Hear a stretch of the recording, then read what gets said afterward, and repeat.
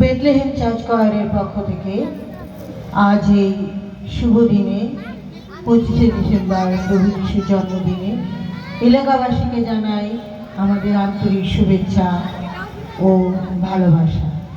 আমরা দুটি গান আমরা গাইব। আমরা চাই আপনারাও আমাদের সঙ্গে সহযোগিতা করুন এবং যে যেখানে বসে আছি আমরা সবাই সেখানে করতালি দিয়ে প্রভু যিশুকে আমরা শুভেচ্ছা জানাই। ধন্যবাদ।